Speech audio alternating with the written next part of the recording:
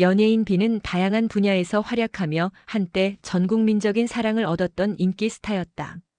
하지만 어느 순간부터 각종 구설과 소문만이 대중을 오르내렸다. 그 소문 가운데 가장 충격적인 사건이 바로 이번에 불거진 전 매니저의 폭언상의 고소였다.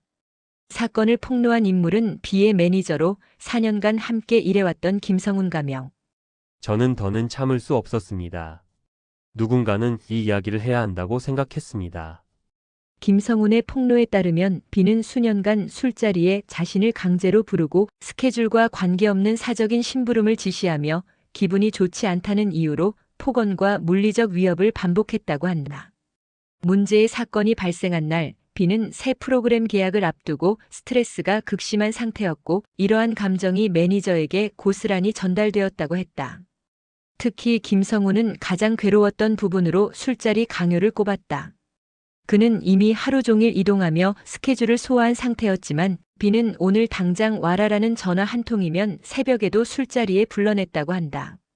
거절을 하면 능력 없다, 일할 마음이 없냐는 폭언이 이어졌다는 것이다. 사건의 도화선이 된 것은 김성훈이 더 이상 그 요구를 들어줄 수 없다고 말한 날이었다. 하루 종일 촬영과 미팅을 소화한 그는 체력적으로 한계였고 다음 날 새벽 첫 일정도 잡혀 있었다. 하지만 B는 이유를 들으려 하지 않았고 크게 화를 내며 욕설을 퍼부은 뒤 소품을 집어 던졌다고 주장했다. 이후 김성훈은 병원을 찾았고 그 진단서가 고소장의 핵심 증거가 되었다. 한편 연예인 B의 소속사는 즉시 반발했다. 사실관계가 크게 왜곡되었다. 매니저의 일방적인 주장이다. 그들은 사건이 단순한 유명인 갑질 이슈가 아니라 진실 공방전의 국면으로 갈 것임을 암시했다. 수사가 시작되자 김성훈이 제출한 자료들이 차례로 공개되었고 여론은 빠르게 흔들리기 시작했다. 가장 먼저 공개된 것은 그의 휴대전화에 저장되어 있던 통화 녹음 파일이었다. 녹음 속에서 B는 분명히 명령하듯 말했다. 지금 바로 와. 못 오면 오늘 이후로 생각하지 마. 욕설은 없었지만 강압적인 말투와 억누르는 분위기가 뚜렷했다. 시청자들은 이 녹취를 들으며 요즘 세상에 저런 말투가 가능하단 말인가라며 놀라움을 감추지 못했다. 또한 B가 자주 방문하던 단골 술집의 사장은 매니저가 늘 억지로 끌려오는 듯한 인상을 받았다고 진술했다. 그는 경찰 조사에서 B씨가 술에 취한 상태로 매니저를 밀치거나 잔을 집어 던지는 모습을 몇 번 본 적 있다고 말해 사건의 신빙성을 높였다. 뿐만 아니라 김성훈은 병원에서 받은 공식 진단서를 제출했다. 그 안에는 손목 염좌, 어깨 타박상, 늑골 주변 미세 손상이 기록되어 있었고 의사는 외부 충격에 의한 손상 가능성 높음이라는 소견을 함께 남겼다. 이후 김성훈의 업무 기록장도 공개되었다. 거기엔 B가 지시한 사적 심부름 목록이 날짜별로 적혀 있었다. 새벽 2시 급히 술집으로 오라고 지시. 오후 일정 취소 후 개인 쇼핑 동행. 촬영 불참 사유를 둘러대기 위한 대본 작성. 개인 지인의 집들이 참석 요청. 이런 내용은 매니저 업무와는 명백히 무관한 것들이었다. 시청자들은 저건 직장 상사도 아닌데라며 분노했다. 사건은 더욱 복잡해졌다.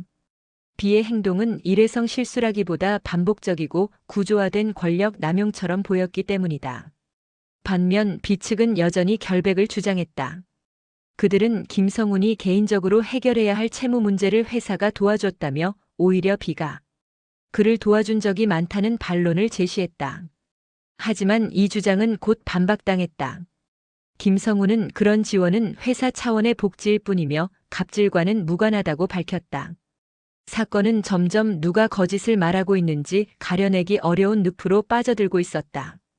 여론이 악화되자 연예인 B는 결국 기자회견을 택했다. 그는 단정한 옷을 입고 나타났고 침착한 표정으로 준비된 입장을 읽기 시작했다. 저는 폭행과 강압적 지시를 한 적 없습니다. 매니저와의 갈등은 있었지만 그 이상은 아닙니다. 그리고 반격 자료를 제시했다. 매니저의 반복된 지각 기록. 일정 누락으로 인해 B가 손해를 본 사례. 두 사람이 함께 웃으며 촬영한 사진들. 특히 사진들은 많은 시청자들에게 혼란을 주었다. 겉으로 보기에는 두 사람의 관계가 나쁘지 않아 보였기 때문이다. 그러나 김성우는 즉시 반박했다. 그 사진들이 모두 행사용 홍보용 촬영으로 실제 감정과는 무관하다는 사실을 제시했다. 그리고 결정적인 순간이 찾아왔다. 비소속사 내부 직원으로 추정되는 익명 제보자가 등장한 것이다. 그는 B는 오래전부터 감정 기복이 심했고 스태프들에게 폭언하는 일이 잦았다. 매니저는 그의 기분을 맞추기 위해 늘 긴장 상태였다는 증언을 남겼다. 이 제보가 사실이라면 이번 사건은 단순한 일시적 충돌이 아니라 오랜 기간 쌓여온 갑질 구조의 폭발이었다는 뜻이었다.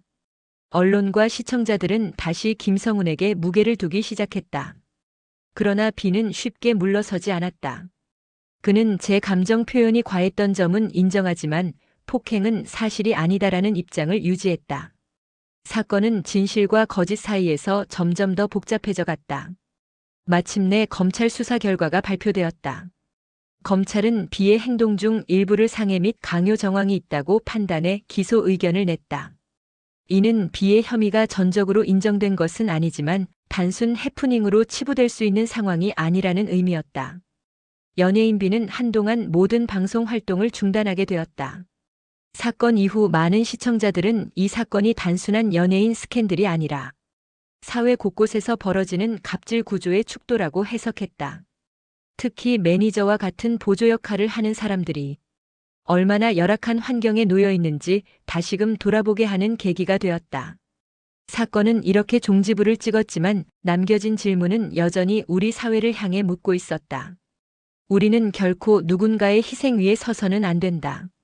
직업과 위치를 떠나 사람을 사람답게 대하는 것이 모두의 책임이다.